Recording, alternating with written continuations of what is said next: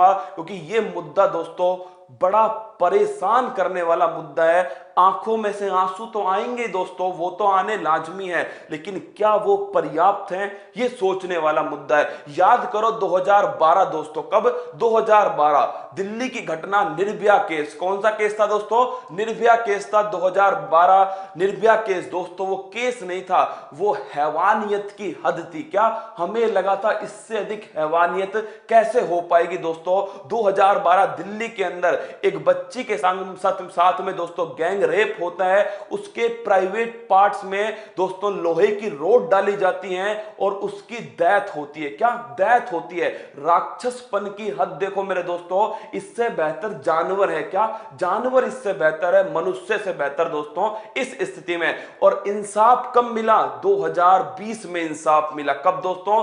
8 साल बाद इंसाफ मिला है। जहां तो एक तरफ हमारी कोर्ट कहती है कि न्याय में देरी न्याय नहीं मिलने के बराबर है, 8 साल तक मेरे दोस्तों ये जो मां आपको दिख रही है ना, 8 साल तक संघर्ष किया, उसके बाद में इंसाफ मिला। और मैं आपको कह रहा हूं दोस्तों, जो फांसी मिली थी ना उनको, वो गैंग रेप के लिए नहीं मिली थी, वो निर्भया की डेथ के लिए मिली थी। किसके लिए दोस्तों? निर्भया की मौत के लिए, क्योंकि भारत में उस समय गैंग रेप के लिए फांसी थी ही नहीं। फिर देखिए मेरे दोस्तों, जब 2020 में निर्भया को 20 मार्च का दिन था दोस्तों, वो दिन भी याद है, 20 मार्च 2020 का वो दिन था जब निर्भया के दोस्तों जो दोषी थे उनको लटकाया गया था। क्या लटकाया गया था? इसके बाद में दोस्तों, इसके बाद में ये फोटो आई थी, और आपको याद है हैदराबाद की दोस्तों दिशा वाला केस। कौन सा? हैदराबाद में जो वेटरनरी डॉक्टर थी दिशा मेरे दोस्तों, हमारी शेरनी, वो उसको जिंदा जलाया गया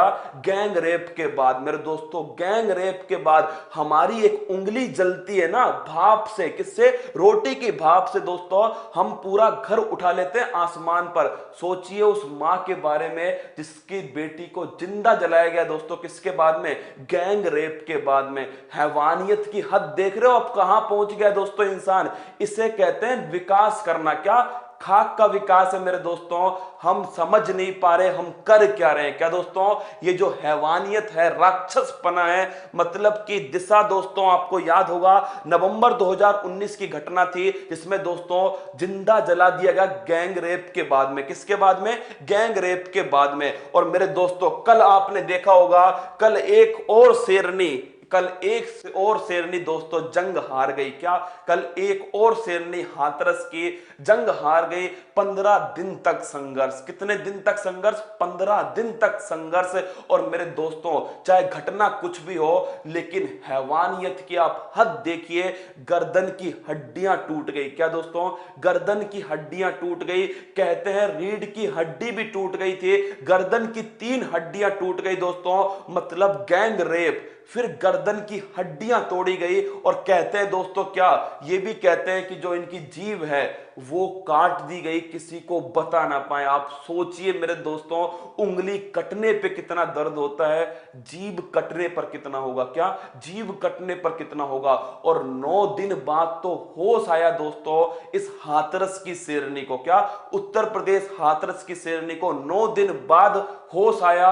और जब इन्होंने बताया उन 4 दरिंदों के बारे में, दरिंदे तो दोस्तों बड़ा छोटा वर्ड है। क्या? बड़ा छोटा वर्ड है दरिंदा, राक्षस भी कह सकते हैं, पर दोस्तों कोई वर्ड बना नहीं है डिक्शनरी में, है ना? गालियों के अलावा कोई और वर्ड याद नहीं आ रहा, तो मैं दे नहीं पा रहा दोस्तों। दरिंदों ने क्या करा?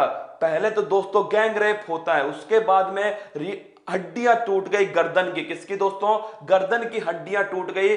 कानून व्यवस्था इतनी लचर व्यवस्था है मेरे दोस्तों, मतलब कि केस तक दर्ज नहीं किया गया, बेहोश थी। और कहते हैं, क्या कह रहे हैं दोस्तों, कि नाटक कर रही है। क्या नाटक? कोई दोस्तों अपने सम्मान का, अपनी इज्जत का नाटक कौन करता है, ये कौन बताए उनको दोस्तों? उस परिवार की सोचो, परिवार नहीं उस देश की सोचो जहां पर हम क्या बोलते हैं, यत्र नार्यस्तु पूज्यन्ते रमन्ते तत्र देवता। जहां नारी की पूजा होती है वहां देवता निवास करते हैं। कहां दोस्तों? ऐसे पूजा होती है नारी की, इससे बेहतर तो ना ही हो दोस्तों, क्या नहीं होनी चाहिए। फिर दोस्तों कल इस बेटी ने, कल इस शेरनी ने दम तोड़ा, तब हमारी मीडिया को होश आया कि कोई एक ऐसी बेटी भी है जिसके साथ में गैंग रेप हुआ है, उसकी हड्डियां टूट गई है गर्दन की, उसकी जीभ काट दी है दोस्तों। तब होश आया किसको? हमारी मीडिया को। और मेरे दोस्तों अभी तक मानने के लिए तैयार नहीं है कौन? कानून व्यवस्था मानने को तैयार नहीं है कि रेप हुआ है। क्या रेप हुआ है? मेरे दोस्तों ये घटना आपको शायद हो सकता है विचलित करे, लेकिन मेरे दोस्तों आप इस लाइन को समझिएगा, तुम्हारे जरा चोट लग जाने पर मां सहम जाती है, सोचो जिसकी बेटी के साथ हैवानियत हुई उसका क्या हाल हो रहा होगा। क्या जिसके साथ हैवानियत हुई उसका क्या हाल होगा। फांसी तो दोस्तों छोटी सजा है। क्या फांसी तो छोटी सजा है, फांसी से बड़ी सजा सोचनी पड़ेगी। और क्या केवल सजा देना पर्याप्त है, या दोस्तों परिवर्तन करना पड़ेगा? क्या परिवर्तन करना पड़ेगा? इन हैवानियतों की सोच में परिवर्तन करना पड़ेगा। ये दाग जो लहू के आंचल पर पड़े थे, इस ढेर में बेजवान से अरमान पड़े थे, वो हूबहू इंसान थे पर इंसान ना थे, वासना की कामना धर हैवान खड़े थे। वो हूबहू इंसान थे पर इंसान ना थे, वासना की कामना धर हैवान खड़े थे। वो हैवान थे दोस्तों।